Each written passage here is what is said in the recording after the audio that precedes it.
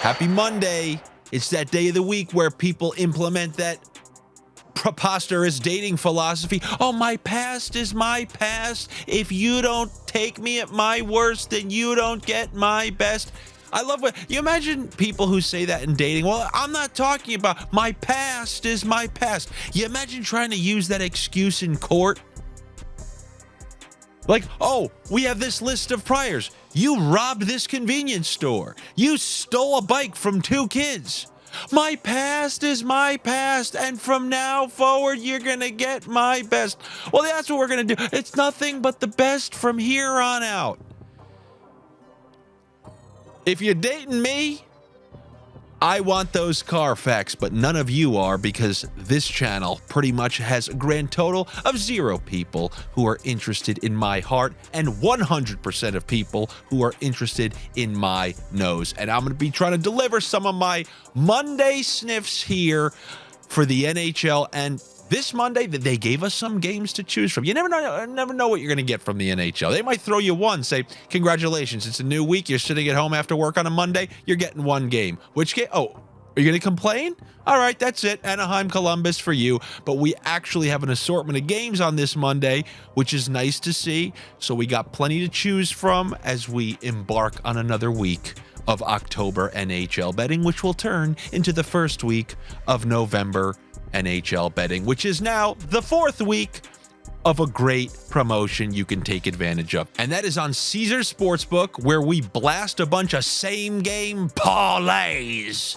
And Caesars is going to make your first bet risk-free up to $1,000. So no matter what you bet, it's going to be risk-free up to $1,000. If you lose, you're going to have that waiting for you in bonus bets on Caesars as long as you're a new user on the platform. You just got to be over 21 and located in a state or province where sports betting is permitted. But just make sure if you have a problem, you call or text 1-800-GAMBLER. This is all down in the description. So click the link and it will take you there. And we have these games on a Monday, and there's a reason I put that little Islanders-Detroit preview window on that TV off to my left, your right. And if you're Stevie Bong Rips, I mean, you're almost like a character on this show anytime Detroit comes up. If you're watching, you might want to fast forward a little bit. And no, this isn't a rivalry. Oh, it's my Wings versus your Islanders. Oh, screw you. You said I'm a homer. You're a homer. Relax. First of all, you need to get that losing streak in order. I know you went crazy. I know you thought they were going to be in the Stanley Cup. And now that you're out of your teen years, you're going to graduate to your mid-20s where you go, no, I think we'll make the playoffs. And then your late 20s, like, I don't think we're going to make the playoffs. And then in your 30s, all right, we're never winning anything. So enjoy that period of hope. But tonight might not be the best night for you, because I believe over the last 10 games, especially as an Islander fan, I can attest to this. Every single game on the island between these two, the Islanders seem to win. I'm talking about like the last 10 are 8-1-1 for the Islanders. The good news, Mr. Bong Rips, is every time it's in Detroit, Detroit wins all these games. So good news. Down the line, guess who we're taking in Detroit? We're taking the Wings against the Islanders. But tonight, they're coming to Long Island, and I'm going to take the Islanders in this game. Also, you guys know my philosophies about shutouts. When a team has a shutout, I believe they roll over that defensive confidence. They try to keep a shutout streak alive. I would hope they start Varlamov. If I was a coach, if you're a coach out there, young coach, if you just happen to be watching, you're trying to get as much stuff as you can from anybody and everybody. If your goalie pitches a shutout, you play him the next game. You know it's a position that obviously is very mental. I've talked about this many times. You let a goalie sit for too long, they'll lose their confidence. When they're at their hottest and they're at their sharpest, you get them back in there. Sorokin's going to have plenty of games to play. They can ride him into the ground. But Varlamov coming off that shutout, you put him right back out there. And you on your random D3 college ice hockey team, if your backup goalie pitched a shutout, you roll him out there because he's got that shutout streak alive. And the D, whether they want to admit it or not, they subconsciously know that team has a shutout streak alive. And they play better defense and make the simple play. I always believe that's what happens after a shutout. Not going to happen every time during the regular season, but it's a reason why I want to bump it up to 6.5. I will take the under 6.5. And remember my even puck line, money line theories. If you're going to take the Islanders in the under, you got to choose 5.5 or 7.5, because taking them by the money line and then doing 6.5, you're wasting a goal.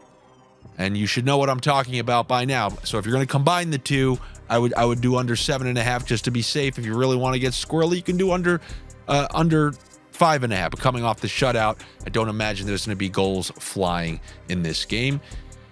Still is early, but I will stick with that. I'll go with the Islanders and the under in that game. Speaking of unders, on Saturday night, in the Islanders-Columbus game, I took the under because those are two of my teams. Two of those teams play. I don't even think about it. I'll lose some. I'll win more. I take the unders. We got Columbus. We got Dallas. If Jake Ottinger plays, now I want you to remember, this is huge. Jake Ottinger is one of the best goalies in the league. He's been playing very well these last couple of games. I know Toronto got him, but before that, the Dallas Stars have been involved in one over all season long. Every single other game has gone under. Now they're playing Columbus, who doesn't have line A, and they struggle to score for the most part to begin with, going into a building, and then they're playing a team with a very good goalie who tends to play good defensively anyway. The only way this one goes over, and there is a chance of this, if the Stars just completely overlook this game like they did with the Flyers because it's a bad team, and then they randomly have to chase the game and come back. But if the Stars go up early, if the Stars are up 2-1, 3-1, this game's over and it's going under. That is what I think for that one. If Jake Ottinger plays, and you can look up if he's going to start, they usually have it listed at some point throughout the day. I like the under 6.5 in that game between the Jackets and the Stars. Now we're going to kind of have to move a little bit into sniff territory. Where am I going to start with this one? Let's start with a little revenge narrative.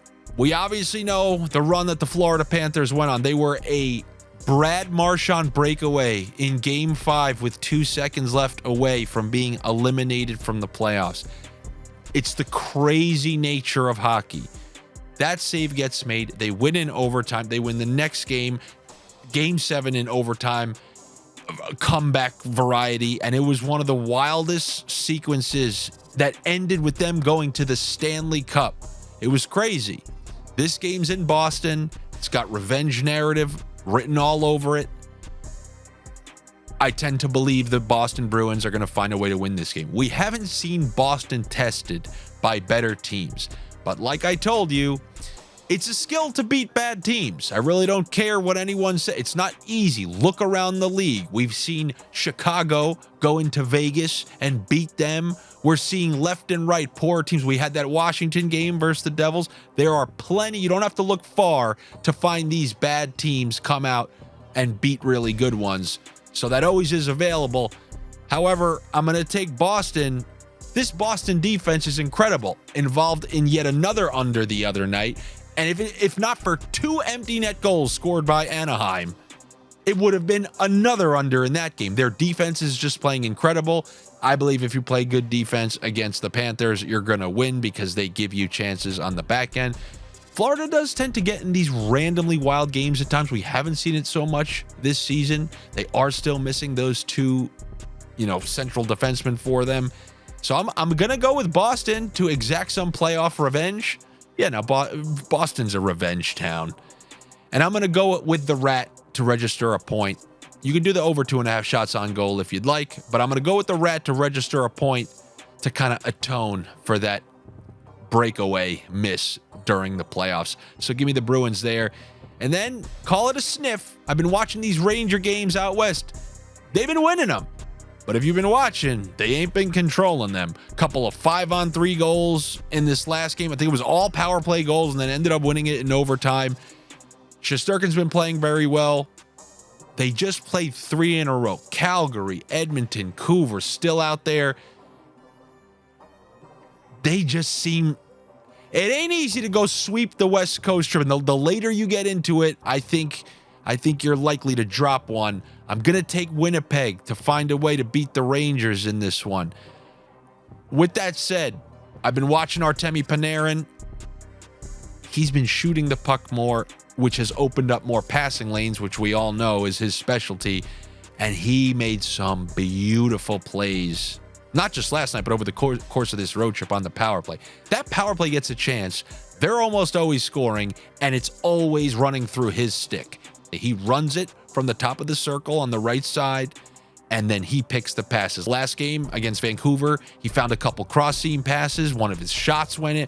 I mean, he's just a great player. I'm going to take him to register a point.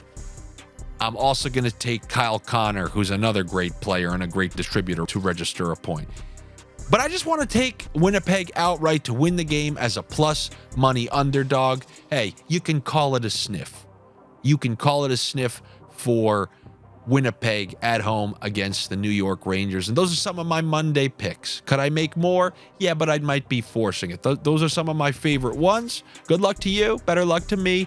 Also, on Friday night, this was something that I did many times last year on my Instagram. You have channels now. They're right in your DM. I have one called Sniff Central. Every once in a while, when I felt in the mood and something came up last minute, I'd throw a bet in there. Well, guess what I did on Friday night?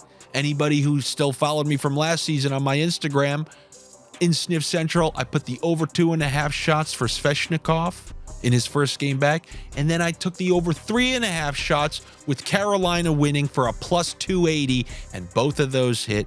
And sometimes when I'm in the mood, I'll drop those in there. So make sure you're following me on Instagram. It will be worth your time. Even imagine that was all you got. That was all you got. One pick in the Sniff Central chat on my Instagram over the course of a year. You just got paid over $300 to follow someone for one measly DM check. So make sure you're following me on there. I always ask you anyway, so you may as well do it.